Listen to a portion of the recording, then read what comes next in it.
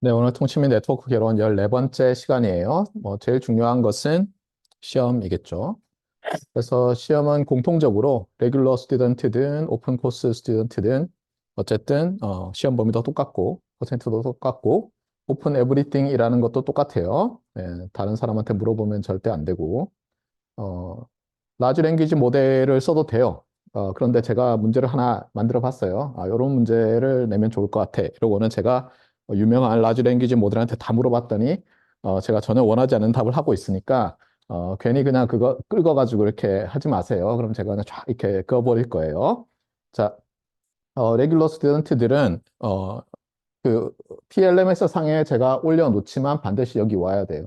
알겠어요? 예, 뭐 어디 기숙사에서 봐야지 안 돼요. 그러니까 이 시간에 반드시 오셔야 되고 1시간 15분 볼 텐데 여러분이 모두 동의하면 시간을 늘릴 수는 있어요. 그리고 그 경우에는 오픈 코스 학생들에게도 시간을 더 줄 거예요. 어,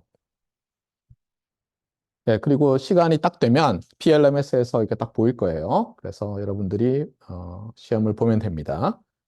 그리고 당연히 시작하면, 잠깐 쉬었다 올게요. 안 돼요. 시간은 계속 갑니다.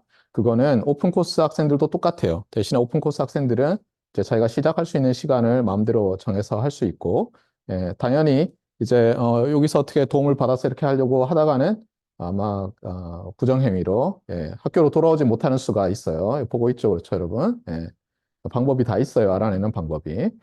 자, 그래서 괜히 부정행위 하려고 하지 마세요. 뭐 과목이 어려운 과목도 아니고 그냥 적당히 열심히 하면 그냥 적당한 상식과 함께 이런 기초 지식이 쌓이는 거니까. 중요한 것은 일단 April 23rd로 잡아놨는데 2주 정도. 혹시 훈련 같은 것 때문에 못하는 학생들은 미리미리 얘기해 주셔야 돼요. 예, 하루 전에 뭐 안 되겠어요 이런 거는 되지 않아요. 그 다음에 여러분이 이제 문제를 풀다 보면 손으로 이렇게 풀어가지고 그걸 뭐 캡처한 거를 올려야 될 수 있는데 주의할 것은 물론 작년에 버그 잡는다고 고쳤지만 PLMS 상에 여러분이 PC에서 예를 들면 그냥 캡처할 수 있죠. 그렇죠? 그 다음에 그거를 그냥 파일로 안 만들고 바로 페이스트하면 처음에 붙여넣으면 보여요. 제대로 업로드 된 것 같구나 싶은데 아닐 수가 있으니까 꼭 그 그림 파일 뭐 PNG나 뭐 JPG나 저장을 한 다음에 업로드를 하세요. 나중에 업로드 했는데 하나도 없습니다. 뭐 이러면은 여러분 잘못이에요. 자, 지난번에 뭐 잔소리를 좀 하다가 여러분을 이제 스스로 드라이브하는 여러 가지 방법 중에 하나가 이제 뭐 드림, 그래서 꿈으로 여러분 인생을 드라이브하는 것, 그다음에 피어로 드라이브하는 것, 그다음에 어떻게 보면 이상과 현실의 차이를 가지고 막 분노하죠, 화가 나죠, 그렇죠? 그걸 가지고 여러분을 드라이브하는 것을 가르쳐 줬는데, 그럼 도대체 이게 우리가 어떤 꿈을 가져야 하느냐잖아요. 그래서 지난번에 간단하게 이제 뭐 인도 사람들이 자녀들한테 많이 한다는 말인 뭐 하늘에 닿으려면 어떻게 해야 되냐? 뭐 별을 향해 날아가면 뭐 하늘쯤은 그냥 휙 하고 지나갈 거다는 그런 임플리케이션이 있는 그런 말을 해줬는데 찾아보면 이런 말이 있어요. 인간이 언제 행복감을 느끼느냐? 인생을 잘 살았다고 생각하느냐? 뭐 다 아는 말이에요. 이게 이제 자아 실현이에요. 어려워 보이지만 자아 실현, 그다음에 이건 공동체 기여라는 두 가지예요. 그러니까 놀랍게도 여러분들은 이 세상에 존재하는 이유가 뭐냐면 여러분 조상들이 아이를 낳아서 그래요. 그리고 아이를 낳으려면 옛날에는 이 사회라는 것에서 살아야 됐어요. 그러다 보니까 놀랍게도 많은 사람들이 뭐라고 하냐면 제 나이 또래 사람들이 어, 공동체에 뭔가 기여하지 않으면, 그러니까 자기 자신만 생각하면 스스로도 자기가 나쁜 놈인 줄 알게 된대요. 그러면서 이제 죄의식을 느끼고 돈을 많이 벌어도 행복하지 않고 이렇게 된다고 해요. 예, 그게 우리가 여기 존재하기 때문에 우리는 어떻게 보면 공동체로부터 도움을 많이 받고 공동체의 도움을 기꺼이 주던 그런 그 뭐랄까요, 뭐 진화를 믿는다면 그런 원숭이들의 후손인 거죠. 예, 그래서 공동체가 중요하다. 그런데 이제 여러분이 보면 알겠지만 이 현대 사회 우리가 알고 있는 역사 시대를 보면 이 공동체라는 것을 내세워서 개인의 자유를 너무너무 억압을 해왔어요. 공동체를 위해서 목숨을 바쳐라. 그냥 난 바치기 싫은데 예를 들면 뭐 처다시기 있어요. 그런데 안 돼. 카미카제 해. 그러면 몰고 가서 이제 죽어야 되고 이런 일들이 있어 왔죠. 네. 그래서 결국은 보면 두 가지인 것 같아요. 자아 실현 또는 자기 만족이죠. 뭐 조금 다르긴 해요. 그렇죠? 자아 실현, 그 다음에 공동체 기여인데, 어느 쪽이든 여러분이 꿈을 가지세요. 나는 뭐 어떤 자아 실현을 하고 싶어. 그러니까 내가 뭘 하고 싶어, 뭐가 되고 싶어. 이런 큰 꿈. 그다음에 또 하나는 내가 공동체에 어떻게 크게 기여할까도 한번 생각해 보세요. 그러면 여러분들이 앞으로 여러분 스스로를 드림으로, 롱텀으로는 드림으로 드라이브하면서 그때그때마다 피어로 드라이브를 또 할 수 있게 될 거예요. 자, 지난 강의에서 제가 쭉 봤더니, 뭔가 커렉트를 해야 될 게 있었어요. 그래서, 요걸 먼저 얘기를 하면, 지난번에 제가 중학교 시절 얘기를 하면서, 중학교 때 MSX 컴퓨터의 게임을, 어떻게, 그 시작 번지, 그러니까 프로그램이 메모리에 있는 시작 번지, 끝 번지, 그 다음에, 프로그램 러닝 시작 번지 이런 걸 이제 막 알아내가지고 기계어를 막 해가지고, 그거 세 개만 알면 카피가 되고, 그거 세 개를, 넣어서 세이브를 하면 이제 자동으로 실행이 되고 이래서 제가 일종의 불법 복제해서 팔고 뭐 이런 짓을 했다고 했어요, 중학교 때. 그런데 놀랍게도 저는 그 당시에 그런 짓을 할 수 있는 중학생이 지구상에 몇 명 안 될 거라 이런 오만을 가지고 있었는데 놀랍게도 같은 학교에 저보다 더 다양한 것을 더 빠르게 생산하는 이상한 놈들이 있었다고 했었어요. 그래서 놀라서 알고 봤더니 그 더블 데커라는 테이프 두 개를 그냥 그대로 복사하는. 왜냐하면 그때는 저장 매체가 오디오 카세트 테이프였기 때문에 그냥 뭐 음악 복사하듯이 복사한 거예요. 예. 그러면서 제가 뭐라고 했냐면 제가 레이어 2에서 뭘 했다면 걔들은 레이어 1에서 했다고 했는데 지금 생각해 보니까 그게 아니라 제가 레이어 1에서 한 거고 걔들은 소위 요즘 좀 이런 말을 하던데 레이어 제로, 피지컬 미디어에서 이제 한 거예요. 참고로 레이어 제로라는 말을 옛날에는 많이 안 썼던 것 같은데 요즘은 좀 써요. 제가 찾아봤더니. 그리고 실제로 레이어 제로에서 하는 것이 제가 중학교 때 있었던 그런 일뿐만 아니라 실제로 예를 들면 북한 또는 뭐 중국과 미국 뭐 이렇게 봅시다. 그러면 이제 간혹 가다가 모 나라의 그 전투기가 뭐 영공은 아니지만 뭐 이렇게 좀 가까이 오죠. 위협적으로. 그러면 이제 출동한다고 가잖아요. 그런데 어떤 때는 그 선박이라든가 아니면 지상에 있는 레이더가 그 트랙하는 레이더 시그널을 그냥 바로 쏴가지고 트래킹을 쭉 해요. 그 얘기는 뭐냐면 버튼만 누르면 미사일이 날아가서 너는 격추된다. 그런데 놀랍게도 어떤 짓을 하냐면 그런 비행기들은 다 그 전자기파를 넓은 대역에서 그냥 일종의 마그네틱 테이프라든가 이런 거에다가 저장하는 걸 달고 가요, 사실은. 그래서 도발을 하는 거예요, 일부러. 그러면 상대 이제 레이더라든가 뭐 아니면 뭐 미사일 레이더 이런 거, 추적 레이더 이런 게 신호를 쏠 거 아니에요? 그럼 거기 있어? 이걸 알아내려고 그냥 RF에서 계속 샘플하면서 저장을 한다고 해요. 그걸 이제 데이터를 어콰이어 하기 위해서 그런 짓을 한다고 해요. 그래서 뭐 놀라운 기법이 아니에요. 그렇죠? 예, 뭐 당연한 기법이에요. 피지컬 미디어에 바로 액세스해서 그냥 카피를 떠넣는 거예요. 그렇게 해놓고 가가지고 이제 박사들한테 분석해 보시오. 예를 들면 중국의 어떤 과학자들이 한 200명 모아놓고는 예를 들면 미국의 항공모함이 쏜 레이더 신호 어떻게 뭐 넓은 범위 내에서 아마 여기서부터 이 기가헤르츠부터 저 기가헤르츠까지 할 거야. 그래서 뭐 온갖 그냥 기기로 다 녹화를 한 다음에 분석하라고 하면 나중에 이제 그걸 알아낼 수 있겠죠. 그러면 그걸 뭐 멀리서부터 알아낸다든가 그걸 제밍해가지고 미사일을 회피한다든가 이런 기술을 만들 수 있을 거잖아요. 그래서 어쨌든 레이어 제로다. 레이어 1이 아니라 그래서 제가 이거는 커렉션이고요. 그 다음에 이제 클래리피케이션인데 제가 이런 말을 했어요. 그냥 영어 단어로 생각하면 우리가 어떤 패킷을 만들 때 페이로드라는 게 있으면 페이로드가 어떻게 보면 우리 이렇게 오장육부에 해당하면 당연히 머리가 있고 다리가 있으니까 헤더, 페이로드, 후터 이렇게 말하는 게 저한테는 잘 와닿는다 이런 얘기를 했는데 찾아보면 이제 다른 용어들이 좀 있다고 했어요. 그래서 지난번에는 트레일러라는 걸 얘기했었고 또 테일이라고도 뭐 하는데 뭐 거의 같은 뜻이에요. 그냥 거의 같은 뜻인데 엄밀히는 또 조금씩 다 다르다고 해요. 근데 찾아보니까 이 소사이어티 사람들은 이 서브 소사이어티 사람들은 이런 뜻으로 좀 더 한정해서 쓰고 저 소사이어티 사람들은 저런 뜻으로 좀 더 한정해서 쓰고 어떤 소사이어티 사람들은 같은 말이라고 하고 이러고 있더라고요. 그래서 그냥 비슷한 말이고 여러분이 나중에 뭐 어떤 사람이랑 대화를 하는데 뭐 프레임에 트레일러가 어쩌고 하면은 그게 저 사람이 무슨 뜻으로 할까 그냥 곰곰이 생각할 줄만 아는 정도라면 저는 만족이 될 것 같아요. 그래서 이 과목에서는 그냥 대충 같은 뜻으로 페일로드 다음에 붙어 있는 녀석들로 그냥 제가 생각을 하고 그렇게 설명을 하겠습니다. 코스 오버뷰예요. 이제 와이파이가 거의 끝나가고 오늘 이제 강의를 하고 그래서 거의 끝나고 실제로 조금 남는데 그거는 어, probability theory를 이용해서 그러니까 스토캐스틱 프로세스 티어리를 이용해서 그 와이파이의 맥을 분석하는 그런 섹션인데 그 부분은 그냥 대충 언급하고 넘어갈 거예요. 언제? 다음 주 화요일 수업에. 그래서 시험에도 뭐 내지 않을 거니까 오늘 제가 언급하는 것까지 범위라고 보시면 되겠습니다. 먼저 리뷰를 하면요.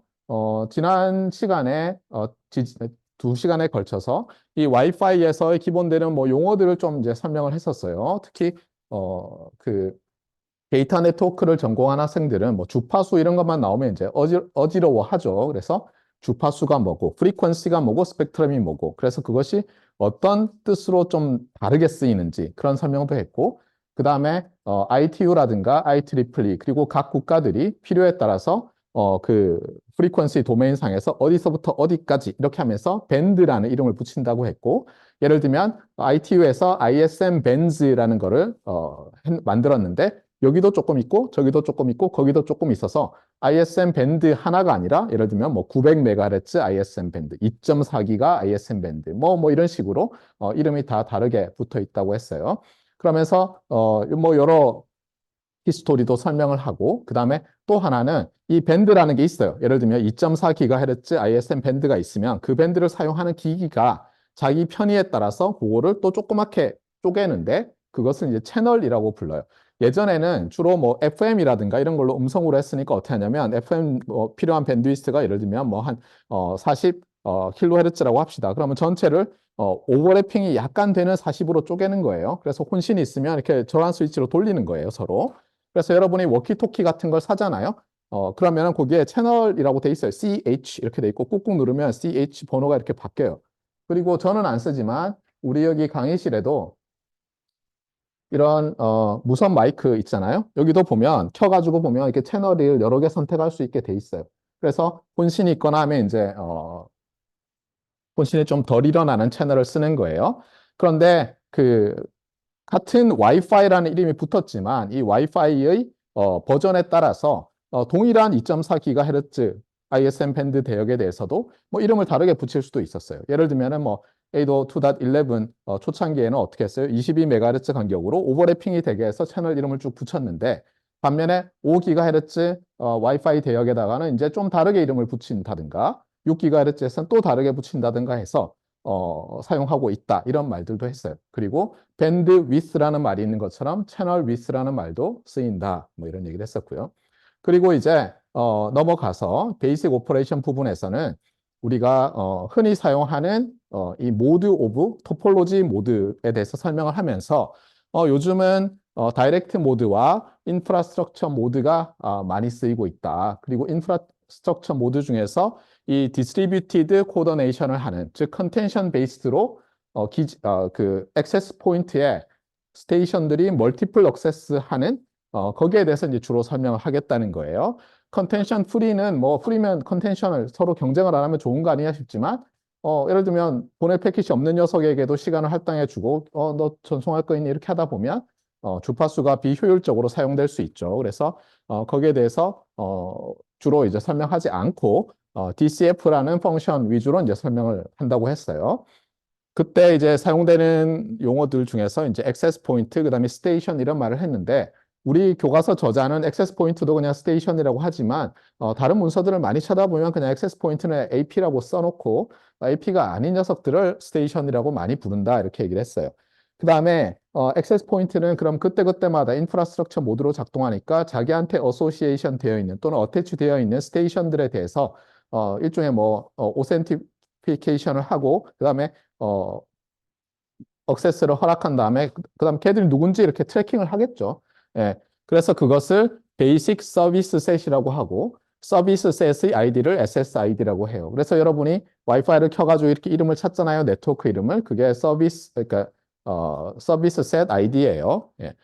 자, 그렇게 되어 있고, 그 다음에 이제 DCF에 대해서, 파이와 맥에 대해서 우리 교과서에서 설명을 해놓았는데, 파이에 대해서는 이제 뭐 아주 오래된 것부터 얘기를 하죠. 우리 교과서는 최신 것도 뒤에 Recent Advances 나와 있긴 하지만, 일단 기본적으로, 11, 11B, 11A인, 어떻게 보면 Wi-Fi 0, 1, 2에 대해서 설명을 하면서, 어때요? 파이는 뭐 다양하다. 그래서 제가 다른 자료를 좀 찾아왔죠. 인프라레드도 심지어 있었고, 900MHz 대역 ISM에서 다이렉트 시퀀스 스프레드 스펙트럼으로도 하기도 했고 하지만 결국 파퓰러라이즈 돼서 성공한 것은 2.4GHz 대역에서 다이렉트 시퀀스로 했던 게 제일 처음에 성공하면서 막 사람들이 우와 신기하다 재밌다 이렇게 된 거고 그 다음에 그 대역에서 OFDM을 써서 했지만 별로 잘 안 됐다고 했어요. 다만 그 이후에 나왔던 11G라든가 11N, 11AC, 11AN 등 와이파이 3, 4, 5, 6 이렇게 계속하면서 전부 오소고널 프리퀀시 디비전 멀티플렉싱이라는 OFDM이라는 웨이브 폼을 사용하고 있다 이런 말도 했어요. 그리고 이제 미디엄 억세스 컨트롤에 대해서 설명을 하면서 즉 억세스 컨트롤이니까 멀티플 억세스 즉 컨텐션을 하는 데 있어서 어떻게 제어를 해서 이 컨텐션으로 인해서 생길 수 있는 비효율을 줄일 수 있겠느냐 여기에 대해서 얘기를 했죠. 그러면서 가장 큰 차이가 이 이서넷에서는 CSMA CA 그 전에 죄송합니다. 이서넷에서는 CSMA CD였다면 이 와이파이에서는 CSMA CA라고 해서 요 글자가 이제 디텍션에서 어보이던스로 달라졌죠. 그래서 왜 CD 즉 컬리전 디텍션이 아니냐라고 제가 물었어요. 예. 답은 뭐였죠? 예. 와이어드 네트워크 환경과 와이어리스 네트워크 환경의 근본적인 차이 때문이라고 했어요. 와이어드 네트워크에서는 내가 보내는 시그널과 그 케이블 이서넷 생각하면 내가 보내는 시그널과 내가 받는 시그널의 차이가 뭐 10의 6승씩, 뭐 10의 9승씩 이렇게 차이가 나지 않는다고 했어요. 그래서 내가 보내면서도 내 시그널을 보내면서도 내 시그널 이외에 다른 시그널이 또 들어오고 있는지를 알아내는 것이 가능했어요. 그런데 와이어리스에서는 그냥 조금만 멀어지면 10의 6승 차이 나는 거는 예사거든요. 시그널 파워 레벨이. 그러면 결국 뭐냐면 내가 보내고 있는 시그널 파워를 1이라고 한다면 거기에 1m라고 한다면 높이가 예를 들어서 물론 이제 파워는 제곱이니까 10의 마이너스 6승이라고 하더라도 크기는 10의 마이너스 3승이겠네요. 그러니까 1m인데 1mm 움직이는지를 찾아야 되는데 그게 간단한 문제가 아니라는 거예요. 물론 고가의 하드웨어를 쓰면 되지만 처음에 만들어졌을 때는 당연히 그렇지 않았고 지금도 풀 듀플렉싱 관련된 것들은 상당히 어려운 기술이에요. 그래서 결국은 뭐냐면 내가 보내면서 시그널이 지금 미디어를 점유하고 있는지 다른 시그널이 알아내야 되는데 이제 그게 어렵다는 거죠. 와이어리스에서는. 그래서 이제 어떻게 하기로 했느냐. 아예 저게 잘 안 생기도록 처음부터 바꾸자고 한 거예요. 자, 그러면 이제 어디서 달라질지를 생각해 보면 이서넷에서는 컬리전이 일어나면 아이고 컬리전이 일어났구나 하고 알 수 있죠. 심지어 알 수 있도록 컬리전이 일어났다는 걸 내가 디텍트 했을 때 내가 보내던 패킷을 끝까지 보내요. 잼 시그널을 보내는 거예요. 그래서 상대도 컬리전이 일어났다는 걸 알 수 있도록. 그런데 와이어리스일 때는 이제 그렇게 할 수가 없는 거죠. 그래서 아예 처음부터 어떻게 하냐면 그전에는 내가 패킷을 보내려고 하는 시간이 딱 되는데 그전에 내가 캐리어를 센스하고 있었어요. 근데 패킷이 이제 위에서 내려왔어요. 위에 레이어에서. 에이, 보내. 그랬는데 나는 지금 이미 보냈는데 에크를 받지 못한 프레임이 없어요. 그럼 그냥 바로 보냈죠. 이서넷도 그랬고 알로하도 그랬어요. 그런데 와이파이에서 이 컬리전 어보이던스 하는 기법은 뭐냐면 설령 그렇다 하더라도 나는 랜덤 넘버, 유니폼 랜덤 넘버를 제너레이션 하는 거예요. 그래서 걔의 어떤 그 정수의 어떤 상수배, 그 상수가 슬롯 타임이라고 해서 지난번에 제가 그 표에서 언급하지 않았던 여기 보면 여기 슬롯 타임이라고 정의가 되어 있는 게 있죠. 예, 요 슬롯 타임의 그다음에 랜덤 넘버 제너레이터가 준 그 시간만큼 기다리는 거예요. 그래서 어떻게 하냐면 먼저 제너레이션을 하고 그다음에 시계가 째깍째깍 하면은 와 카운트다운 3, 2, 1 하면서도 어때요? 계속 듣고 있어야죠.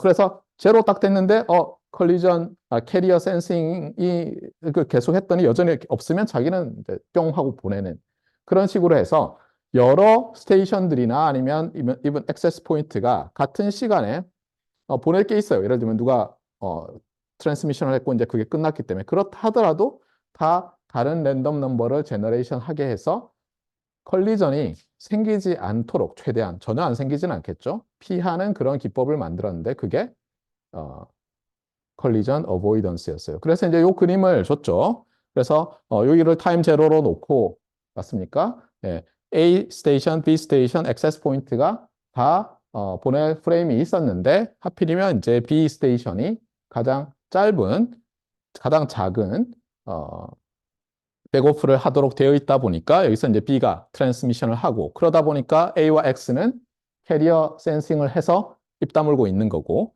끝나니까 어때요? 또 이제 만들어 놓은 거 가지고 이제 서로 보내려고 했는데 하필이면 재수없게 A와 B가 같은 백오프를 만들어내는 바람에 컬라이드가 됐고 여기서 인프라스트럭처 모드를 가정하고 있기 때문에 스테이션 A와 스테이션 B는 반드시 어때요? 인프라스트럭처의 센트럴 스테이션에 해당하는 AP를 향해서 쐈기 때문에 얘들이 보내고 자기는 못 보냈으니까 액세스 포인트는 알고 나한테 보낸 두 개가 컬라이드가 일어났네 하고 알고는 어때요?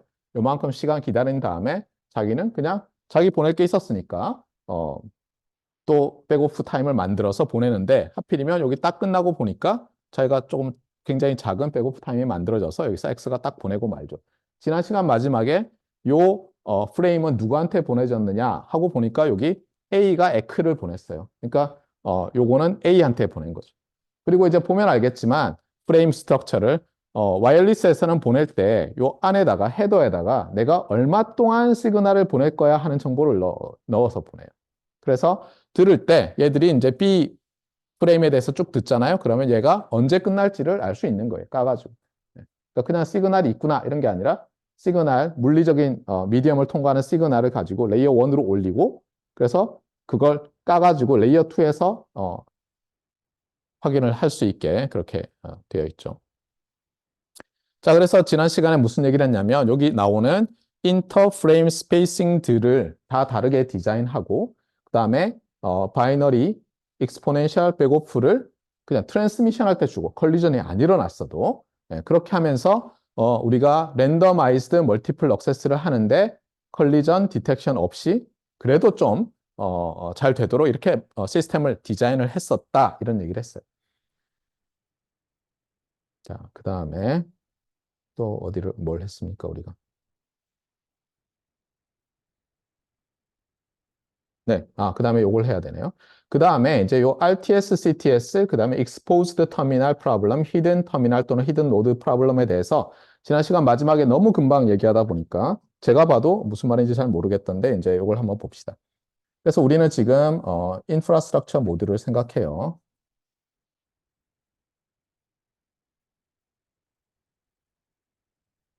그래서 여기에 이제 액세스 포인트가 있어요. 그다음에 여기 스테이션이 있어요.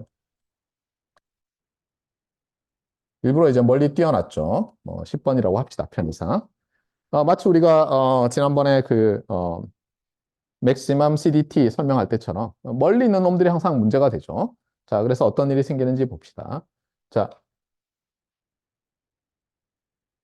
이 녀석이 액세스 포인트를 향해서 전송을 하고 있어요. 그런데 그 시그널은 일반적으로 물론 지금은 좀 많이 달라지고 있지만 이거 퍼져나가죠. 사방으로 전파는. 그렇죠? 네. 케이블은 케이블 딱 거기서만 가지만 전파는 사방으로 퍼져나가는 성질이 있죠. 자, 그럼 어떤 일이 생기냐면 이 스테이션 A가 보내는 시그널은 액세스 포인트에서 잘 들려요. 그리고 당연히 스테이션 스테이션 10번이 보내는 것도 잘 들리겠죠. 그러니까 어소시에이션이 된 거잖아요. 아니면 이제 다른 액세스 포인트에 어소시에이션이 되거나 이러겠죠. 그런데 요게 잘 들리고 요게 잘 들린다고 이 시그널이 여기 잘 들린다거나 이 시그널이 여기 잘 들린다는 보장은 없는 거죠. 그러면 이제 어떤 문제가 생기냐면 우리가 캐리어 센싱을 하잖아요. 그렇죠? 그러니까 뭐냐면 얘가 보내고 있는 게 여기 들려야지 얘가 입 다물 거 아니에요. 얘가 보내는 동안. 그런데 얘랑 얘랑은 서로 잘 안 들릴 수 있거든요. 그래서 어떤 일이 생기냐면 얘가 보내고 있어요, 분명히. 그래서 얘는 센싱이 잘 돼서 자기도 보낼 게 있을 때 입을 다물지만 얘는 조용하네? 그러고는 또 보내면 어떤 일이 생깁니까? 정작 액세스 포인트에서는 충돌이 일어날 수 있죠. 자, 그러면 얘 입장에서는 얘가 보여요? 안 보여요? 안 보이는 것 같은 거죠, 일종의. 얘 입장에서는 얘가 안 보이는 것일 수 있고 채널은 보통 리시프라서티라는 게 있어서 얘가 안 보이면 제가 안 보이고 이런 경우가 많은데 요즘은 멀티 안테나를 쓰기 때문에 좀 다르긴 해요. 어쨌든 그래서 이제 히든이라는 게 뭐냐면 안 보인다 이렇게 보면 돼. 안 보이는 노드, 나한테 안 보이는 터미널 또는 노드 때문에 어떻습니까? 캐리어 센싱이 잘 안 돼서 컬리전이 일어나서 우리가 비효율적이 되는 그런 문제인 거예요. 그래서 여기 캐리어 센싱이 does not work well인 거예요. 언제? 인프라스트럭처 모드일 때. 그렇죠? 인프라스트럭처 모드일 때는 스테이션이 하나 있는 거잖아요. 예. 자, 그러면 이제 요 문제를 좀 해결할 방법이 뭐가 있을까 하는 거예요. 거기서 이제 지난번에 얘기한 RTS, CTS라는 프레임들을 날리는 방법이 나오는데, RTS는 뭐냐면 데이터를 보낼 애가 먼저, 자, 내가 보낼 거야 라는 프레임을 먼저 보내요. request to send예요. 자, 나 보낼 거야. 너희들 입단 물어주면 좋겠어 했어요. 자, 그런데 한번 보세요. 짧은 걸 보냈어요. 자, 얘가 입다물어 하고 보냈는데 여전히 입다물어 패킷이 수신이 안 될 수 있죠. 히든 노드, 히든 터미널에게는. 그런데 그렇게 하고 나면 프로토콜을 어떻게 만들었냐면 얘가 AP가 알았어, 내가 받을 준비 됐어 라는 걸 또 짧은 프레임을 보낸다고 해보세요. 그러면 이제 어떻게 됩니까? 얘는 도달하겠죠. 도달 안 하면 얘가 어소시에이션이 되어 있을 리가 없잖아요. 그러니까 AP에서 오는 시그널이 안 들릴 수 없잖아요. 안 들리면 사실 얘가 네트워크 안에 없겠죠. 그렇죠? 물론 다른 데 연결돼 있을 수도 있고 뭐 그게 복잡한 문제를 일으키긴 하지만 인터피어런스라든가. 그래서 어떻게 하냐면 먼저 보낼 양은 이만큼 있지만 짧게 request to send 프레임을 날려요. 그러면 걔가 충돌이 안 일어났다고 합시다. 왜냐하면 본래는 그냥 내가 긴 패킷을 프레임을 날리면 얘가 좀 이따 보내서 사고가 나는 상황이었다고 해보세요. 그럼 얘가 request to send 프레임을 날리고 AP가 clear to send 프레임을 날리면 어떤 일이 생깁니까? 얘가 더 이상 히든이 아니죠. 그리고 어떻게 하냐면 얘가 보낼 때도 나 지금 얼마짜리 보내려고 해요라는 것을 RTS에 넣어서 보내줘요. 그러면 CTS가 알았어, 나 얼마짜리 곧 받을게, 준비됐어 라고 얘기한다면 얘는 이제 얘의 시그널이 들리든 말든 간에 언제 이 시그널 트랜스미션이 끝날지를 알게 되겠죠.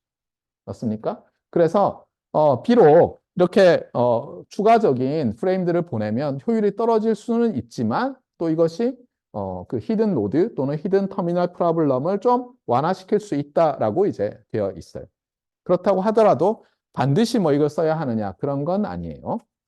자, 그 다음에 exposed terminal problem도 지난번에 설명하긴 했는데 이제 ad hoc 모드라고 했어요. 그래서 뭐 각각이 다 트랜시버들이고 TRX들이고 지난번에 한번 약어를 설명했었죠. 이렇게 쓰면 하나의 디바이스가 트랜스미터랑 리시버를 다 가지고 있는 거라고 했어요. 어떤 뭐 오케스트레이터하는 센트럴 스테이션은 없어요. 자, 그런데 만약에 여전히 캐리어 센싱을 시도한다고 합시다. 그러면 이제 어떤 문제가 생기냐 하는 거죠. 예, 그래서 이제 이런 거예요. 이제 얘는 얘한테 보내려고 하고 그렇죠? 얘는 얘한테 보내려고 하는데 어떻습니까? 지금 문제는 뭐냐면 얘가 보내면 얘가 들리죠. 그렇죠? 그런데 얘와 얘가 동시에 보내도 이 시그널은 여기 멀어서 안 들리고 이 시그널은 여기 멀어서 안 들릴 수 있거든요. 아니면 굉장히 적게 들려서 인터피어런스 콜리전이 사실상 안 일어나는 걸로. 그런데도 불구하고 서로 자기들끼리는 잘 들리니까 한 명이 떠들면 다른 사람이 이제 입 다물고 있는 거. 이런 것을 뭐라고 하냐면 exposed terminal. 그러니까 굳이 뭐 보일 필요가 없는데 보여가지고 이 시그널이 들려가지고 내가 캐리어 센싱을 해서 입 다물고 있게 되는 거예요. 그래서 이제 이런 것들은 캐리어 센싱이 ADAC 모드에서 어떤 때는 이 효율을 떨어뜨린다. 그래서 exposed terminal problem이 ADAC 모드에서는 있다. 이렇게 되어 있어요. 그리고 그럼 각각이 거꾸로 exposed terminal problem이라는 게 infrastructure 모드에서는 있을지 없을지. 거꾸로 hidden terminal 또는 node problem이 ADAC 모드에서 있을지 없을지는 여러분이 잘 생각하고 시험 시간에 답을 하면 되겠어요. 자, 이제 프리뷰예요. 오늘은 와이파이에서의 프레임들에 대해서 이제 좀 볼 거예요. 그래서 이서넷 프레임과 어떻게 다른지를 여러분이 봐야 되겠죠. 그래서 종류를 또 나눠놓고 거기 뭐 매니지먼트 컨트롤 데이터 프레임이라고 돼 있는데 여기 이제 컨트롤이라는 말이 있는데 우리가 맥이라는 게 뭐예요? 미디엄 억세스를 컨트롤 하잖아요. 그렇기 때문에 이 프레임도 이 컨트롤 프레임들은 이 미디엄 억세스 컨트롤을 위한 녀석들이에요. 그러면 말했지만 와이파이에서 미디엄 억세스를 어떻게 해요? 대표적인 게 여전히 얘도 에크 베이스드고 그다음에 어떤 때는 클리어 투 샌드, 리퀘스트 투 샌드 프레임들이 있다고 했잖아요. 그래서 컨트롤 프레임에는 대체로 이제 이런 것들이 있는 거예요.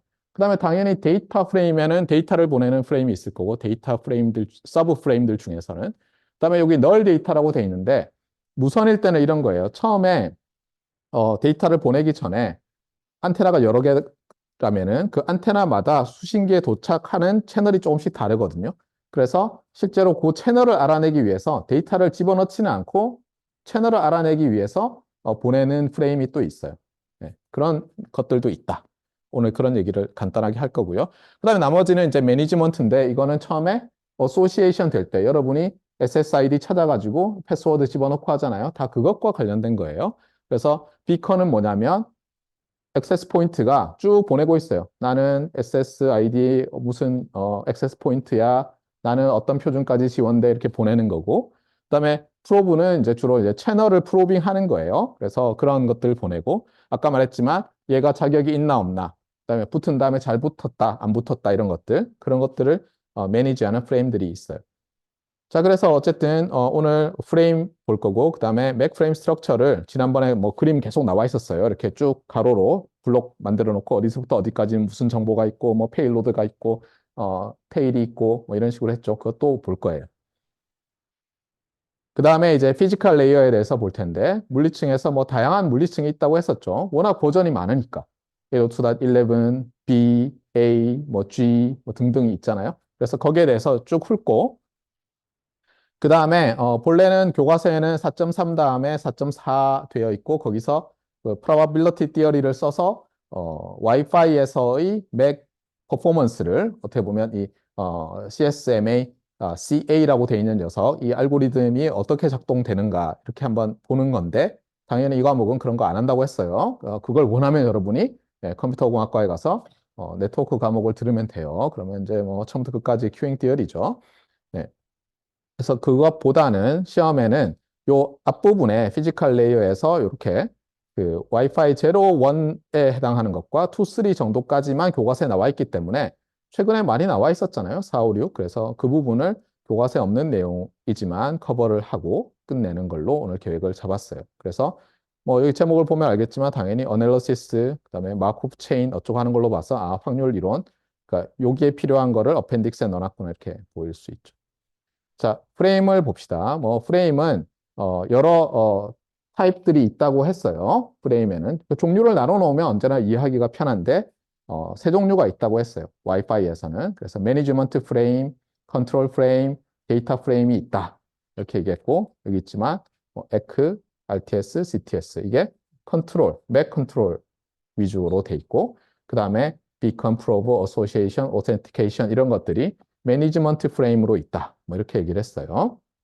그래서 요건 이제 어떤 유튜브 영상에서 아마 잘라왔는데 여기 보면 우리 교과서에서 말하는 것 말고도 매니지먼트 프레임들이 더 많이 있어요, 실제로. 그 다음에 컨트롤 프레임도 더 많이 있어요. 예, 여기 데이터 프레임도 종류가 더 많이 있는데 이것이 뭐 각각이 정말 뭘 하는 거냐 이런 거는 낸다 하더라도 여러분이 그냥 가볍게 인터넷에 찾아서 이겁니다 이렇게 하면 되겠죠. 자, 그러면 이제 스트럭처를 한번 봅시다. 이게 지금 어디예요? 네, 레이어 2 프레임 스트럭처예요. 물론 레이어 2 프레임 스트럭처가 이서넷과 비슷한 점도 있고 다른 점도 있는데 일단 공통점은 뭐냐면 맥 애드레스를 써요. 똑같이. 그러니까 애드레스 자체를 새로 발명하진 않았어요. 알겠어요? 맥 애드레스를 쓰는 거예요. 그런데 여기는 어떤 이유로 어드레스를 데스티네이션, 소스 말고도 두 개 더 넣을 수 있게 그렇게 헤더가 만들어져 있어요. 참고로 어떻게 보면 이제 여기서부터 여기까지가 헤더고 그 다음에 페일로드, 그 다음에 후터 또는 뭐 테일, 트레일러 할 수 있는데 여기도 있지만 프레임 체크, 썸을 볼 수 있는 시퀀스가 있죠. 프레임 체크 썸 시퀀스가 여기 있어서 프레임 전체에 에러가 났나 안 났냐를 어느 정도 디텍션 쉽게 할 수 있도록 하는 패러티 비트가 들어있다. 그게 4 bytes, 4 octets가 들어있다. 이렇게 되어 있어요. 그 다음에 여기 보면 흥미로운 건 지난번에 이서넷에서 초창기 케이블 이서넷에는 어떻게 됐어요? 미니멈 프레임 사이즈가 있었고 따라서 미니멈 페일로드 사이즈가 있었는데 여기는 0이에요. 그렇죠? 예. 0부터 2312 바이츠까지가 가능하다. 그 다음에 여기 보면 뭐 프레임 컨트롤 해가지고 어떤 타입이냐? 프레임 타입이. 그렇죠?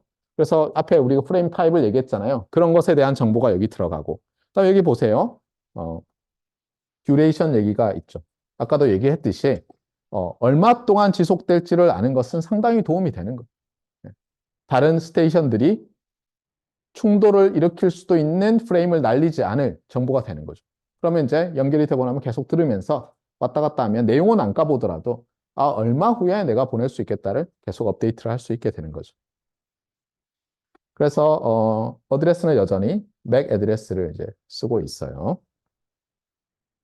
그 다음에 여기 보면 이제 시퀀스 컨트롤이라고 되어 있는데 여기 보면 이 사이즈가 작기 때문에 예를 들면 위에서 내려온 IP 패킷을 여러 개로 쪼개서 여기 넣어서 보내야 될지도 모르잖아요. 그러면 지금 보낸 게 몇 번째 어, 부분인지 이런 걸 넣어야 되니까 그런 넘버가 들어가기도 한다. 그래서 프래그먼트 넘버가 들어가기도 한다. 이렇게 돼 있어요. 자, 이제 교과서에 있는 피지컬 레이어 섹션을 봅시다. 그래서 여기서는 11, 와이파이 0, 그다음에 와이파이 1, 2, 3에 대해서 이제 설명을 해요. 그러면서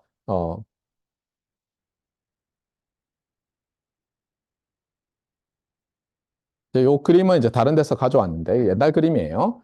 자, 대충 봅시다. 여기서 이제 레이어가 쭉 있어요. 그래서 여기 보면 뭐 여기서 데이터가 내려와서 TCP, UDP 헤더가 붙고 그다음에 IP 헤더가 붙고 그래서 요게 뭐죠? 요게 우리가 지난번에 얘기하던 이게 IP 패킷이라고 보세요. 이게 IP 패킷이에요. 그리고 여기가 레이어 2, 여기가 레이어 1에 해당하니까 이제 뭐죠? 그 와이파이 표준은 레이어 1, 2 표준이니까 얘가 이제 내려오는 거예요. 그럼 여기서 이제 프로세싱을 하는데 여기 보면 이 녀석을 어때요? 이 녀석을 그대로 여기 넣고 맞습니까? 앞뒤에 붙였죠. 조금 전에 위에서 본 것처럼.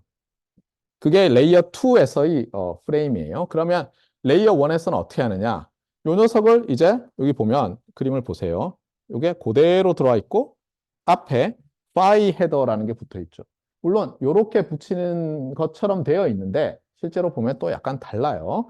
그래서 어쨌거나 핵심은 뭐냐면 여기서 말하고자 하는 것은 높은 레이어에서 낮은 레이어로 오면서 계속 이제 봉투를 하나씩 더 큰 봉투에다 집어넣는 거예요. 맞습니까? 네. 그렇게 되면서 상위 레이어 프레임 또는 패킷이 하위 레이어의 프레임 패킷에 인캡슐레이트 된다. 캡슐이라는 게 우리가 약도 보면 태블릿 형태가 있고 캡슐형이 있고 파우더형이 있고 이렇듯이 캡슐이라는 건 이렇게 통 같은 데 쌓아 넣는 거죠. 그렇죠. 안에다가. 네, 이렇게 된다는 거예요.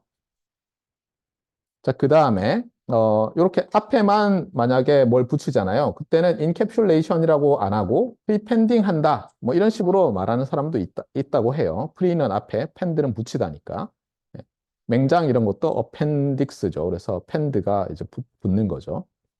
자, 그 다음에 11B에 대해서도 이제 좀 설명을 하는데 뭐 이걸 여러분이 다 알아야 되는 건 아니고 큰 철학만 알면 돼요. 그래서 11B는 이제 11과는 조금 달리, 여기 보면 PLCP라는 게 있는데요. P가 붙으면 거의 다 프로토콜이죠. 그렇죠? 그래서 이제, 이 헤더를 어떤 식으로 만들어 붙일 것이냐를, 어, 룰을 정해가지고, 어, 그 룰에 따라서 그 룰 이름이 여기서 PLCP, Physical Layer Convergence Protocol인데, 따라서 또 그 헤더 부분을 둘로 쪼갰어요. 그래서 어떻게 되냐면 여기 이제 이 그림을 보세요. 이건 11A지만 그래서 요 파이 헤더잖아요. 피지컬 레이어 1 헤더인데 그 안에 PLCP 프리엠블이라는 부분과 PLCP 헤더라는 부분이 또 들어있는 거예요. 그러니까 헤더 안에 헤더가 들어있는 거예요. 그러면 이제 얘들이 뭐 하는 거냐인데 여기서 이제 프리엠블이라는 용어가 이제 처음 나왔어요. 프리엠블이라는 용어가 처음 나왔는데 지난번에 제가 뭐 간단하게 얘기했듯이 여러분이 팩스를 보내려고 그 전화를 예를 들면 전자과 사무실에 해야 되는데 그 뭐 전자과 사무실 전화인 줄 알고 검색해서 보고는 그냥 대충 했더니 삐비리비리 소리 나잖아요. 그런 게 뭐예요? 다 앞에 제일 처음에 뭔가를 보내고 할 때 이 싱크로나이제이션 이런 게 잘 되게 하기 위해서 딱 정해져 있는 어떤 뭐 1010 돼 있는 걸 딱 정해놓고 그걸 보내요. 그게 이제 커졌다 작아졌다 또는 주파수가 달라지기 때문에 우리 귀에는 삐리리리 하는 소리가 들리는 거예요. 그래서 프리엠블이라는 것은 뭐냐면 싱크로나이제이션이라든가 아니면 시그널이 있다 없다 이런 정보를 주기 위해서 넣어놓는 서로 이미 알고 있는 정해져 있는 어떤 심볼열, 비트열 이렇게 보면 되겠어요. 어, 그래서 이제 그런 걸 보내고, 그 다음에는 거기는 정보가 안 실리는 거죠, 사실은. 그러니까 인포메이션은 안 실리는 거죠, 헤더에 들어갈. 그래서, 여기에 어떻게 보면 또, 파이에서의 뭐 정보들이 이제 실리는 거죠. 여기서도 똑같이 설명을 하고 있어요. 여기 보면은, 이게 싱크를 위한 56비트 이렇게 돼 있잖아요. 이게 뭐 롱, 숏 이건 중요하지 않고, 중요한 것은 앞부분에 프리앰블이라고 돼 있는 걸 자세히 보니까 싱크로나이제이션을 위한 싱크로나이제이션을 위한 비트들이 있더라. 맞아요? 네.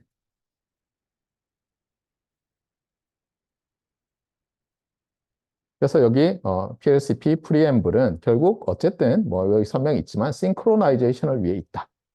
그 다음에 여기에 헤더에 그 다음에 여러 이제 정보들이 들어있는 거예요.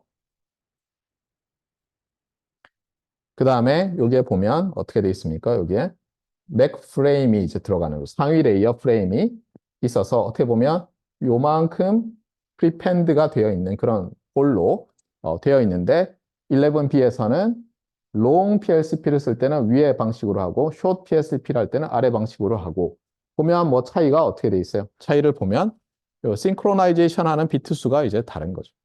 이런 식으로 이제 표준을 만들어 놨다는 거예요.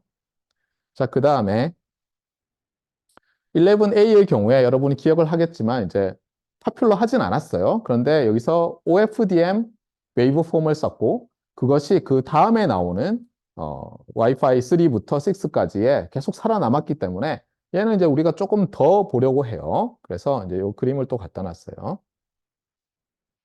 자, 이것은 이제 어떻게 되냐면은 제 기억이 맞다면 요거는 타임이에요. 흐릿하게 돼 있는데 가져오다 보니까 그리고 아마 요게 프리퀀시였던 것 같은데 그렇죠? 요쪽은 프리퀀시예요.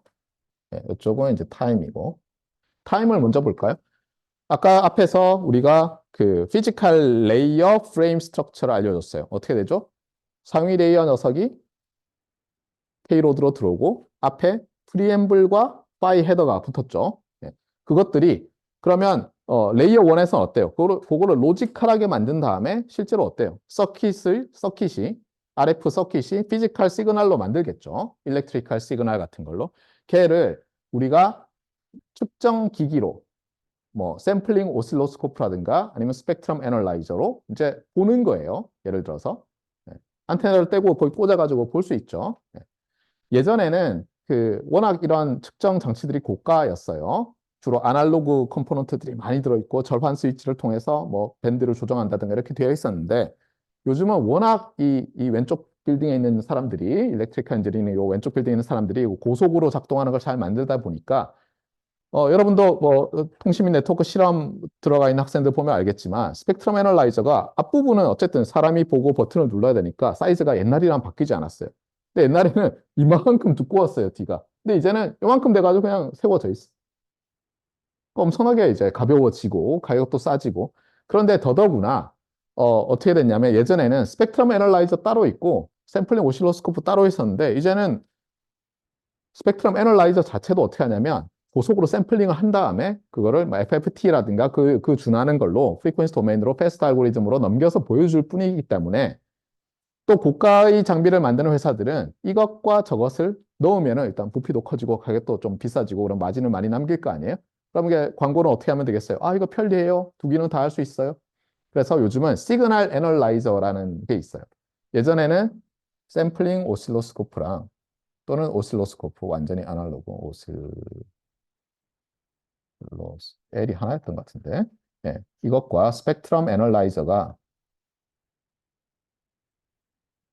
따로 있었다면 이제는 얘를 더해가지고 시그널 애널라이저라고 해서 이제 많이 팔아요.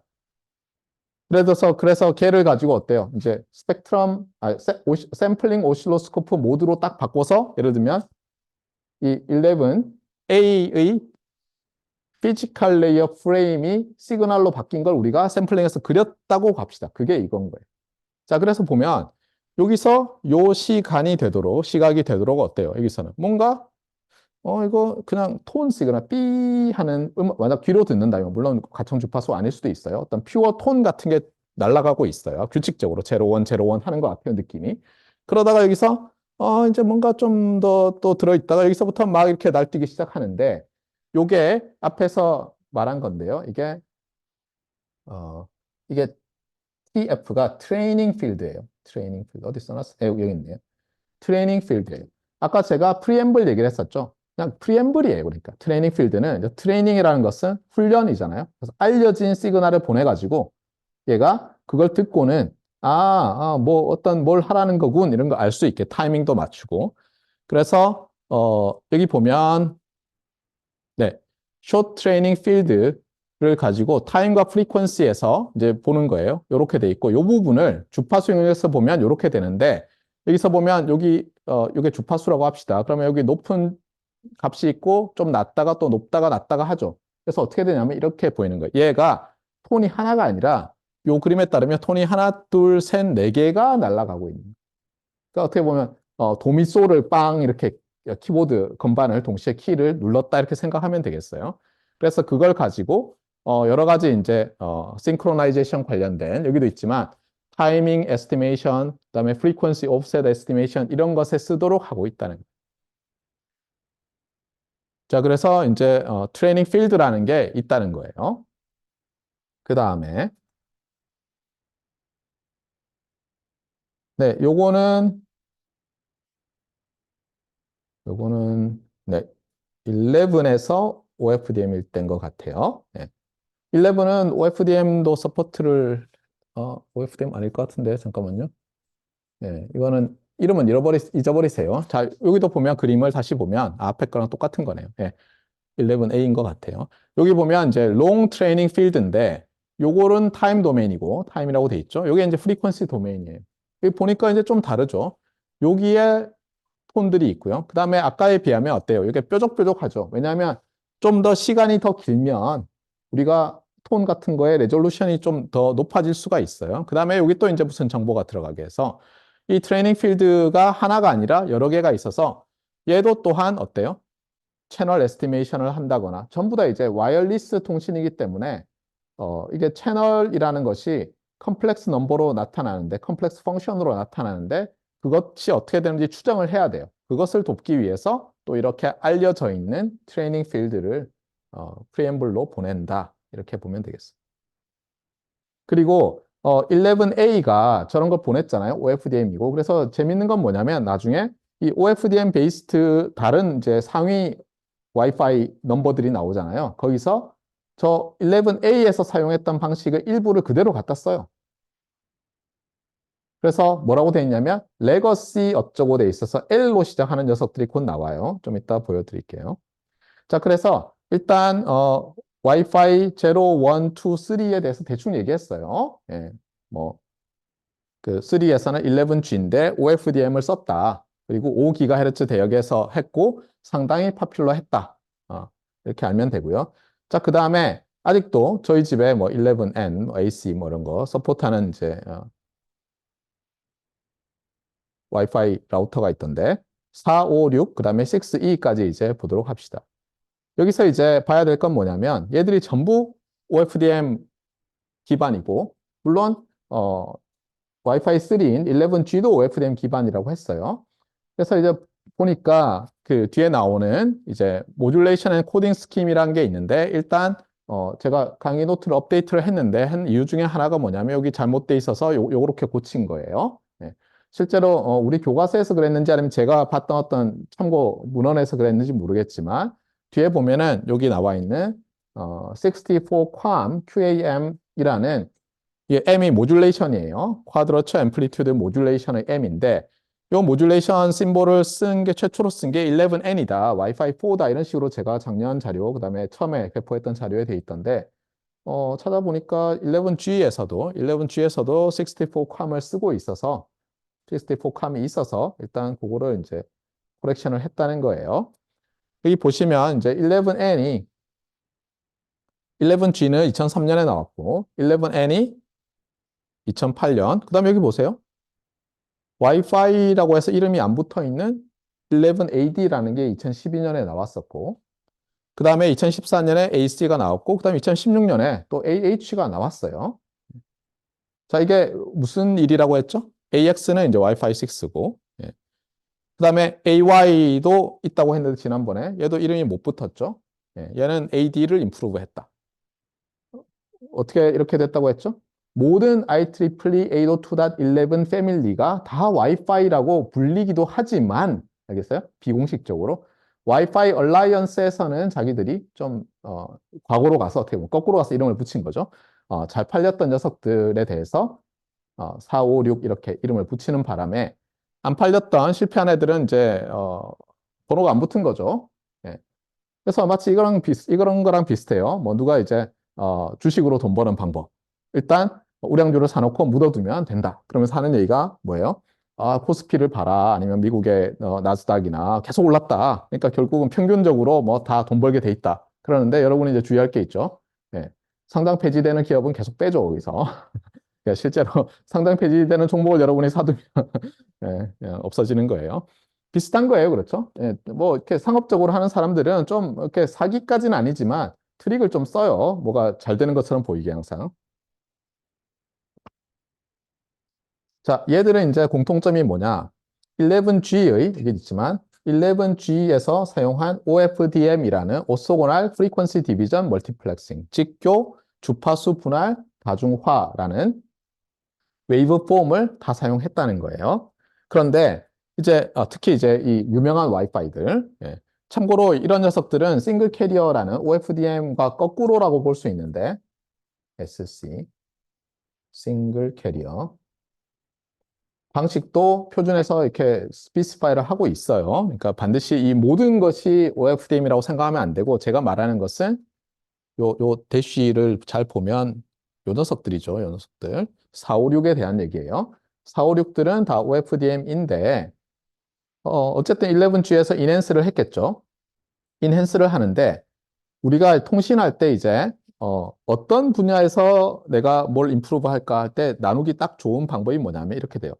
시간, 공간, 그다음에 시간의 푸리에 트랜스폼인 주파수. 그래서 스페이스 타임 프리퀀시에서 어떤 각각 새로운 방법으로 성능을 좋게 만들었느냐 이렇게 보면 도움이 많이 돼요. 자, 일단 프리퀀시 도메인 상에서는 채널 본딩이라는 기법을 썼어요. 지난번에 한번 얘기를 했었죠. 그래서 우리가 대역을 줬는데 이 대역에 채널을 20MHz짜리 대역으로 만들어서 쓸 수도 있고 이거를 묶어가지고 40MHz짜리로도 만들 수 있는 거예요. 그래서 예를 들면 어떻게 됩니까? 더 빨리 전송하려면 이 채널 위스가 넓을수록 좋다고 했었잖아요. 그래서 더 빨리 전송하고자 하는 녀석들한테 이 상황을 쭉 보니까 이 전체 밴드를 보니까 뭐 괜찮아요. 내가 좀 많이 써도 되겠어요. 그러면은 더 큰, 더 크게 본딩한 채널을 이제 쓸 수 있도록 만들어 준 거예요. 그렇게 하면 어쨌든 상황에 따라서 나는 더 넓은 채널 위스에서 더 빠르게 전송할 수 있을 거 아니에요. 그래서 이제 채널 본딩이라는 걸 가지고 프리퀀시 도메인 상에서 인핸스를 했고 그다음에 타임 도메인 상에서는 이제 프레임 애그러게이션이라는 걸 했는데 여기에 대해서 이제 설명을 하면 앞으로 좀 가야 돼요. 앞에 제가 빼먹었었는데 어느 그림인가요? 뒤에 있나 보다. 네, 뒤에 있어요. 죄송해요. 아, 여기 있네요. 그래서 이제 여기 보면은 지금 이게 IP 패킷이죠. IP 패킷을 예를 들어서 이제 세 개로 쪼갠다고 해보세요. 세 개로. 네. 그러면 예를 들어서 이제 맥 프레임에 담을 때 세 개로 쪼개면 헤더 부분이 세 번 나오게 되잖아요. 그러면 보낼 때마다 어때요? 그전에는 그 짧은 만약 맥 프레임으로 쪼개서 전송을 하게 했다면 헤더가 똑같은 어드레스들이 들어가 있는 정보가 물론 시퀀스 넘버는 다르겠지만 세 번 날아가니까 시간적으로 많이 점유하게 되잖아요. 그래서 어떻게 하냐면 예를 들어서 얘를 뭐 프레임 세개를더 넣을 수 있었는데 이렇게 해서 반복되게 하지 않고 몇 개를 날려버려요. 맥 헤더를 날린다든가 이런 식으로 해서 프레임을 에그러게이트를 할 수 있어요. 그러면 이제 시간적으로 줄어들겠죠. 그래서 그런 기법도 이제 썼다는 거예요. 그 다음에 또 하나가 이제 와이파이 4부터는 멀티 안테나를 지원을 하는 거예요. 물론 와이파이 3인 11G도 여러분이 보면 이제 그 액세스 포인트에 안테나가 여러 개 달려 있긴 한데 그건 제조사가 그렇게 만든 것이고 11 N부터는 아예 표준에서 공간 분할, 스페이셜 디비전, 스페이스 디비전 이게 스페이스 디비전이 되도록 한 거예요. 왜 이게 중요하냐? 지난번에 아까 제가 어떤 얘기를 했어요? 와이어리스가 와이어 라인과 다른 근본적인 것 중에 하나가 이 파동이 막 공간에 막 퍼져나간다고 했잖아요. 나는 이쪽으로만 보내도 되는데 안테나를 가지고 전송을 하면 사방으로 다 가잖아요. 이것을 막는 방법은 뭐 물론 안테나를 지향성이 높은 걸 해가지고 보낼 수도 있지만 예를 들면 그때그때마다 보내는 방향이 다르면 이걸 뭐 모터로 돌릴 거예요. 그런데 이게 이제 흥미로운 거예요. 제가 참 좋아하는 그림이라서 예전에 뭐 포항공대 입시할 때도 비슷한 걸로 문제를 내고 막 그랬어요. 한때는 우리가 학과별로 뽑을 때도 공통 문제로 안 하고 학과별로 문제를 따로 내고 막 그랬었어요. 그래서 제가 이 문제를 만들어서 냈었는데 자, 이거는 이제 여러분이 고등학교 때 많이 하던 그 수면 위에 있는 물결파를 가지고 간섭 현상을 관찰하는 그런 실험 기구죠. 어떻게 하냐면 요게 이제 넓은 이렇게 위에서 내려다본 거예요. 어떤 뭐 교탁 만화 사이즈에 여기 이제 물이 가득 차 있고 위에서 빛을 비추는 거죠. 그리고 요쯤에서 제가 막대에다가 예를 들면 탁구공 같은 걸 두 개 단 다음에 이렇게 흔드는 거예요. 그럼 어떻습니까? 요 탁구공의 공을 파원으로 해서 파동이 하나 만들어지고 수면파가 요 탁구공을 중심으로 또 수면파가 만들어지죠. 이렇게 하는데 흥미로운 건 뭐냐면 요 간격을 조절하면 요게 이제 모양이 조금씩 바뀌죠. 요까지는 여러분이 좀 했었죠. 맞아요? 그런데 이제 좀 더 흥미로운 게 뭐냐면 이렇게 되는 거예요. 얘를 이렇게 달아가지고 한 번에 흔드는 게 아니라 얘를 따로따로 흔들릴 수 있게 하는 거예요. 그래서 예를 들면 액추에이터 두 개를 달아요. 그래서 그전 같으면 얘를 싱크로나이즈해서 이렇게 흔들었다면 이제는 거꾸로 흔들 수도 있고 그렇죠? 위상을 한 30도 차이 나게 할 수도 있고 이렇게 되잖아요. 그래서 요 그림들이 뭘 뜻하냐면은 어 물론 요 간격도 파장의 4분의 1, 2분의 1로 뭐 다르긴 한데 이건 다른 경우네요. 그다음에 요 개수가 하나, 둘, 셋, 넷, 다섯, 여섯, 일곱, 여덟 개나 썼네요. 그래서 여기 보면 요 간격을 얘는 4분의 람다, 파장의 4분의 1로 했고 여기는 2분의 1로 해서 이 8개를 상대적인 위상 차이가 30도씩 나게 한 거예요. 그랬더니 어때요? 요게 뭘 뜻해요, 요게? 요 물결파에서 높은 값, 낮은 값을 이제 컬러로 코딩한 거죠. 그래서 여러분이 보면 어떻습니까? 요쪽 방향보다는 여기서 요쪽 방향으로 좀 많은 에너지가 전파가 돼서 결국 이제 더 많은 전력이 전송이 되는 거죠. 간격을 조절해도 이 패턴이 좀 달라지고 그래서 요거는 뭐냐면 등 강도선이라고 보면 돼요. 이렇게 이걸 빔이라고 해요. 빔. 그래서 이제 빔을 형성한다 또는 빔을 성형한다 그래요. 빔 모양을 바꾸는 거. 빔을 모양을 바꾸는 방법 중에 하나가 요걸 조정하는 것과 그 다음에 요 각도를 각각 조절하는 것 그리고 심지어 어떻게 하냐면 요거를 하나는 굉장히 많이 움직이고 하나는 조금 움직일 수도 있어요. 그러니까 위상, 크기 이런 걸 다 조절할 수가 있어요. 이렇게 하면 여러분이 굉장히 신기한 요 빔을 만들어낼 수가 있어요. 그래서 결국은 뭐냐면 저희 좋은 게 기계적으로 이렇게 스티어링 하는 거는 속도가 한계가 있잖아요, 물리적으로. 그런데 이제 전기적으로 하는 거예요. 안테나를 어레이 안테나를 만든 다음에 그전에는 아주 옛날에는 이게 안테나가 여러 개 삐죽삐죽 나와 있는 것 같아도 사실은 하나의 피더로부터 공급이 됐어요. 근데 요즘은 어떻게 하냐면 안테나 엘리먼트가 있으면 각각 서로 다른 채널, 기기의 채널에 연결이 돼 있어요. 그래서 조금씩 다르게 거의 똑같은 시그널인데 위상과 크기를 다르게 한다든가 이렇게 해서 전송을 하면 원하는 방향으로 좀 보낼 수가 있는 거예요. 그럼 아까 어떻게 됐었어요? 그냥 사방으로 보낼 때는 옆에 있는 베이직 서비스 셋이 이쪽 서비스 셋에 인터피어런스를 줄 수 있잖아요. 서로 통신하면서. 근데 예를 들어서 모든 스테이션들이 이 방에 있는 애들은 저기 AP가 있으니까 우리는 저쪽으로만 쏠래라고 한다든가 아니면 저 AP가 여기 있는 학생들을 위해서 저 뒤로는 안 보내고 앞으로만 보낸다고 해보세요. 그러면 무선에서는 간섭이 중요하다고 했잖아요. 비록 조금만 가면 확 떨어지지만 문제는 내 시그널도 확 떨어지잖아요. 조금만 가면. 그런데 그 근처에 좀 강한 시그널이 있으면 내 시그널이 묻혀버리잖아요. 그런데 그 강한 시그널을 낼 애들이 자기가 원하는 애들한테만 파워를 보내면 얼마나 좋아요. 그래서 이렇게 하면 좋은 일이 생기겠구나 라는 것을 사실 아주 오래부터 레이더 하는 사람들은 알고 있었어요. 레이더는 어때요? 안전에 직결된다든가 국방에 직결된다든가 하니까 비싸고 커도 막 만들 수 있죠. 그래서 실제로 레이더 엔지니어링 하는 쪽에서 먼저 발전을 했어요. 그러다가 어떻게 됩니까? 이쪽 빌딩에 있는 사람들이 레이더 군남만 해가지고 먹고 살기 힘들잖아요. 그러면 주로 어떤 걸 해요? 익스트림 엔지니어링을 하죠.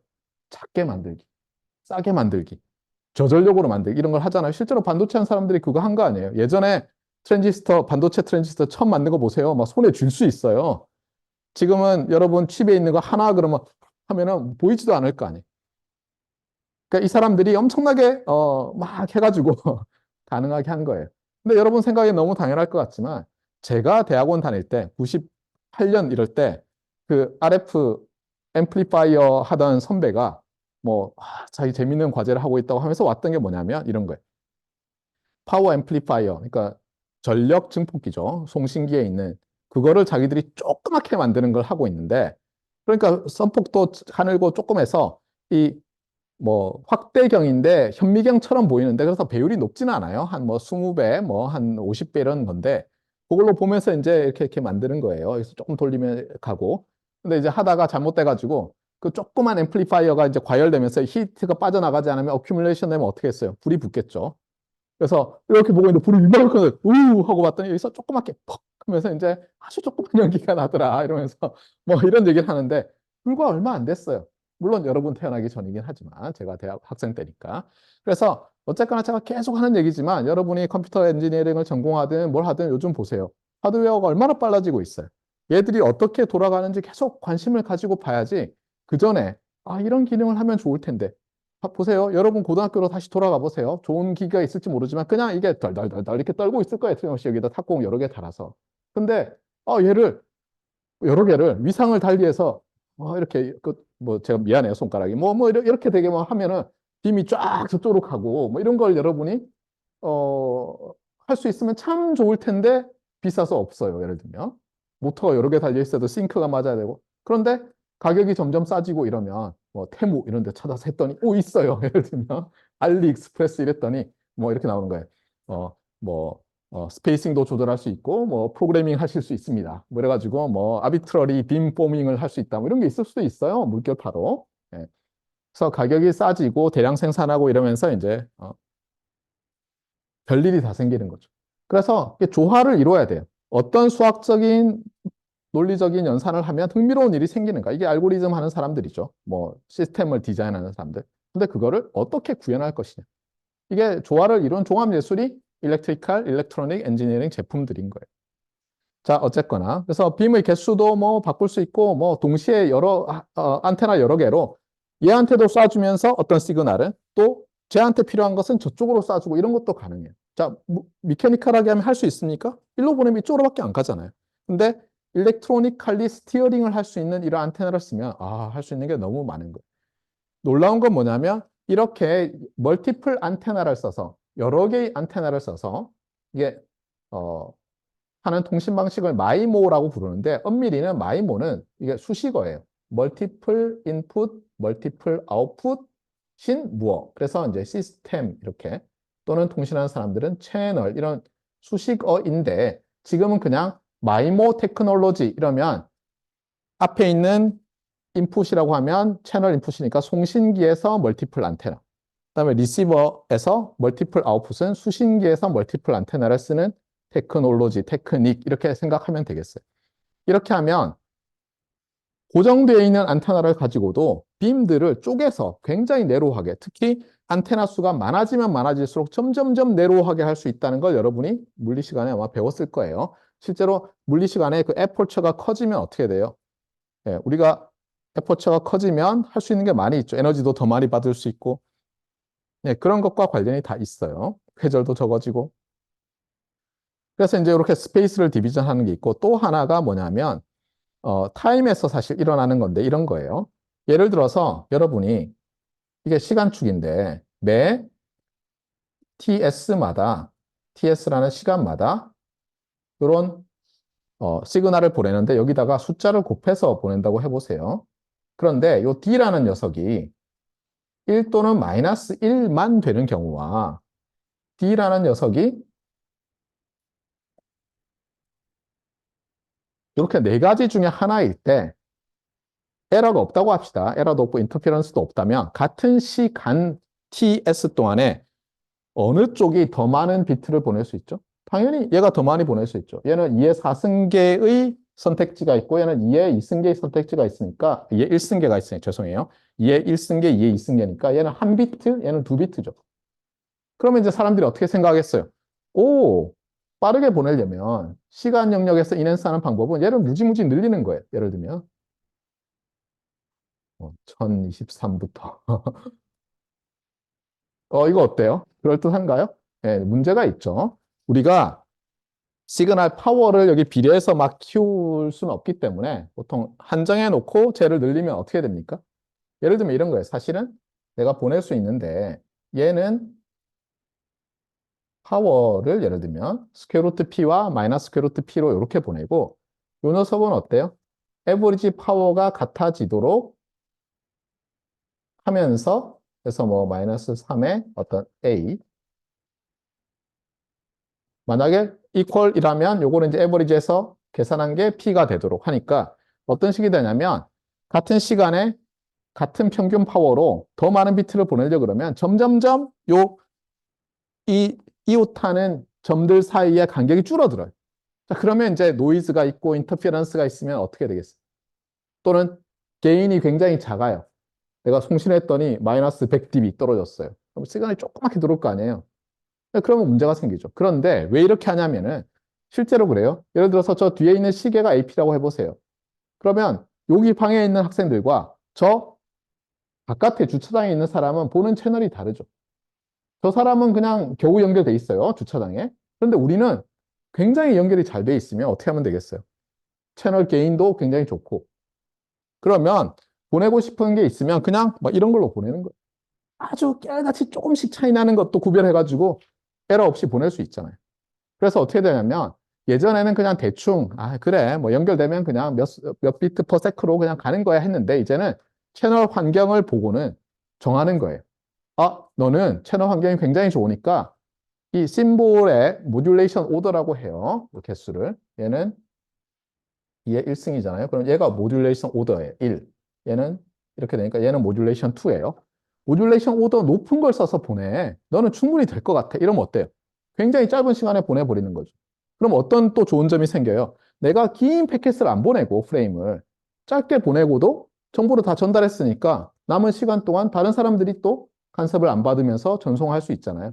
그래서 어떻게 하냐면 사람들이 스페이스 타임 프리퀀시에서 계속 인핸스를 시키려고 하는 거예요. 점점 더 많은 정보를 구겨 넣어서. 하지만 인터피어런스는 안 생기게.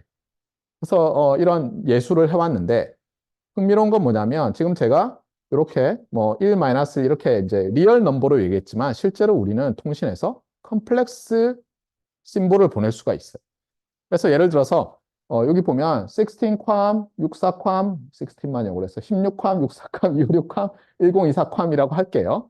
그러면 요게 리얼 축이고요. 요게 이미지너리 축인 거예요.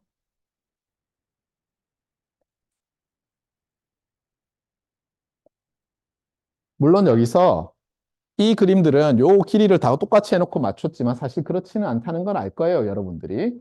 요 점은 16분의 1로 일어나고 얘는 64분의 1로 일어나고 하면은 여러분 어떻게 하냐면 원점으로부터 거리 제곱한 다음에 확률 곱해서 하면은 실제로 요 사이즈가 다 똑같지는 않고 좀 커져요, 실제로. 근데 편의상 그냥 이렇게 그려놨으니까 사이즈가 안 커지는데 이렇게 생각할 필요는 없어요. 예.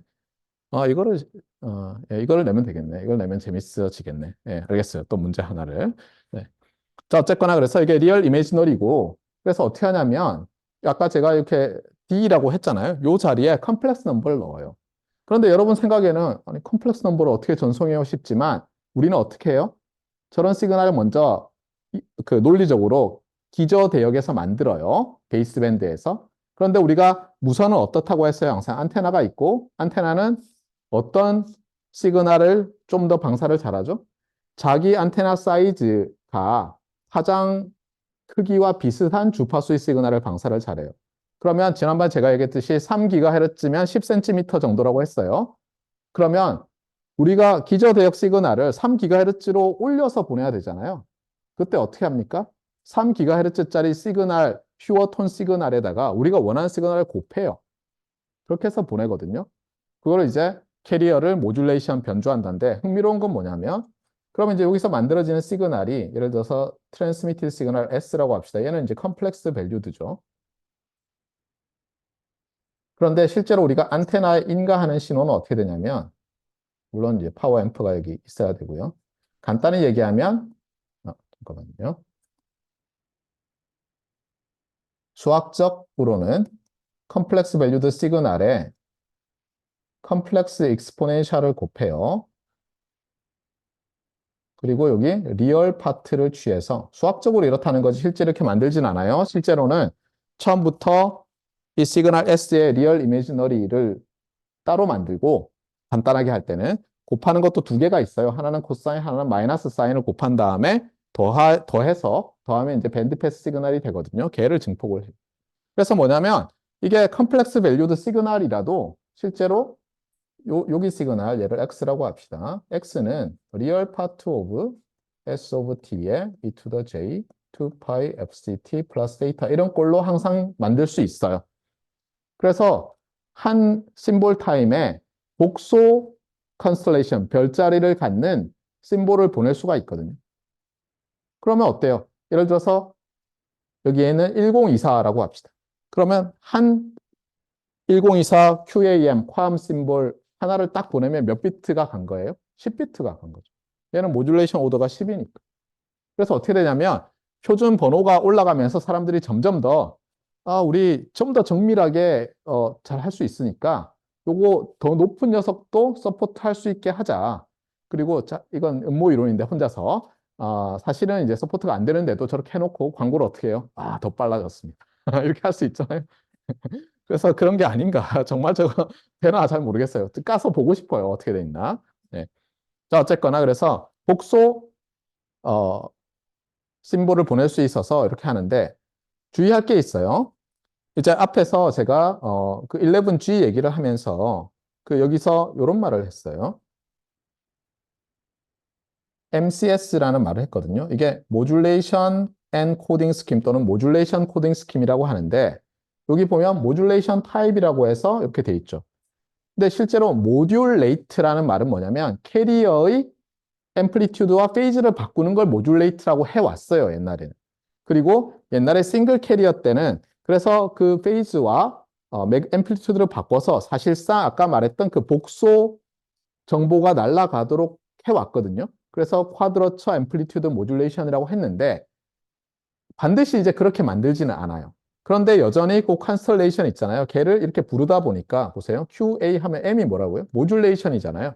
그래서 그렇게 하는 심볼을 사용하는 것을 이제는 모듈레이션 타입이라고 부르고 실제로 저 심볼을 어떤 파형으로 웨이브 폼으로 만들 것이냐를 가지고 이제 OFDM이다 뭐다 이렇게 이름을 바꾸기로 했어요. 그래서 뭐냐면 웨이브 폼이라는 이름으로 뭐 예를 들면 다이렉트 시퀀스 스프레드 스펙트럼, 뭐 프리퀀시 아핑 스프레드 스펙트럼, 뭐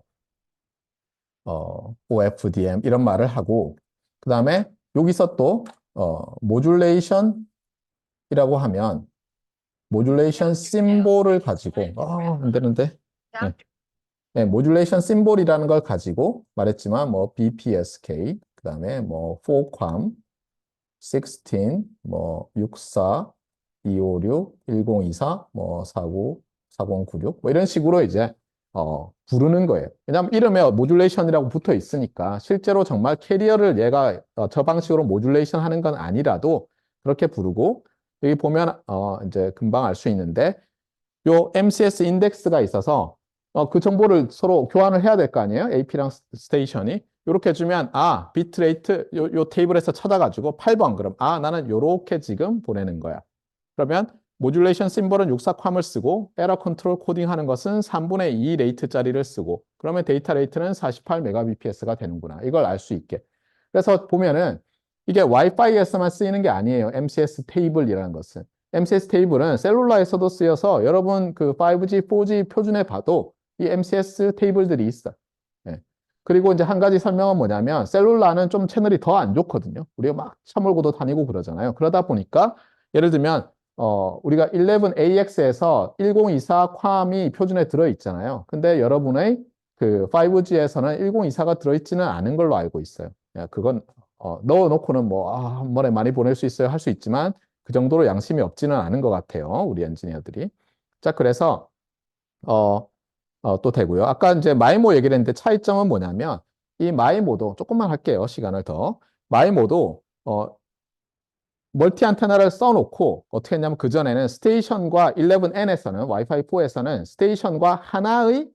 스테이션과 액세스 포인트가 서로 다중 안테나를 써서 마치 인디비주얼한 파이프라인이 여러 개 있는 것처럼 했어요. 그걸 싱글 유저 마이모라고 해요.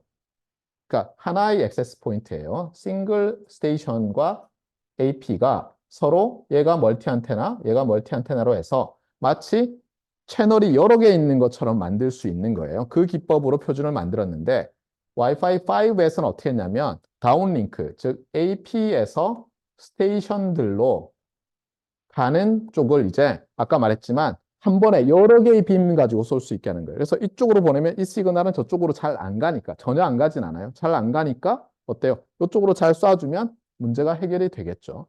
그것이 여기 있는 그림이에요. 예, 요런 거예요. 요런 거. 요게 일종의 물론 안테나가 여러 개 있어야 되겠지만 이쪽에는 하나가 있어도 돼요. 하나가 있어도 수신에 지장이 없으니까 이게 다운링크 멀티 유저 마이모에 해당하는 거예요. 그다음에 11AX 즉 와이파이 6에서는 업링크에서도 그게 되도록 표준에 넣어놨다는 거예요. 이렇게 해서 실제로 사람들이 계속해서 이 타임 도메인, 프리퀀시 도메인, 스페이스 도메인 상에서 점점 더 데이터를 빠르게 전송할 수 있는 기법들을 만들고 있고 그것으로 끝나는 게 아니라 여기 보면은 이제 여러 또 다른 기법들이 있는데 인캡슐레이션은 별로 중요 안 하고요. 이거 끝내고야 말겠어요. 잠깐만요. 야, 네. 예를 들면 OFDM인데 이것도 마디파이를 해요. 그래서 어떻게 하냐면 시간, 공간인데 이제 주파수가 넓어지니까 사실은 같지 않고 이게 이만큼 되거든요. 그러니까 패럴렐하게 여러 유저들이 또 동시에 같은 시간에 여러 유저들이 전송할 수 있게 오소고날 프리퀀시 디비전 멀티플 억세스라는 것도 할 수 있게 그러니까 업링크 즉 스테이션들에서 액세스 포인트로 가는 것에서는 저것도 할 수 있도록 또 바뀌었다는 거예요. 그래서 점점 더 기다리는 시간, 컬리전 일어나서 리트랜스미션 하는 시간들을 이제 줄여나가고 있는 거고 특히 11AX에서는 그것 말고도 여러 가지 기법을 써서 베이직 서비스 셋 컬러링인데 실제로 색깔을 입히는 건 아닌데 구별할 수 있게 해서 서로 다른 액세스 포인트들이 서로 간섭하는 것이 좀 더 줄어들게 그렇게 하고 또 이제 뭐 배터리 이런 걸 아껴야 되니까 웨이크업 타임을 딱 지정해 놓고 그전에는 약간 졸고 있고 이런 식으로 이제 디자인을 해서 에너지도 줄이고 컬리전도 덜 일어나게 하고 하는 여러 가지 기법들을 써왔다는 거예요. 그래서 여기서도 보면 이게 와이파이 5고 6인데 여기 보면 밴드도 확장이 되고 밴드위스도 뭐 얘는 비슷한데 그다음에 서브 캐리어 스페이스 이건 OFDM 파라메타고 여러분이 보면 뭐 이런 것도 더 좋아지고 그래서 데이터 레이트도 더 빨라지고 점점 와이파이가 좋아지고 있다는 게 이제 핵심이에요. 여기까지 하는 게 낫겠어요. 예. 그래서 시험 범위는 여기까지고요. 예, 여러분들이 잘 준비하고 시험에 관해서 질문 있으면 하시면 되겠습니다. 여기까지 합시다.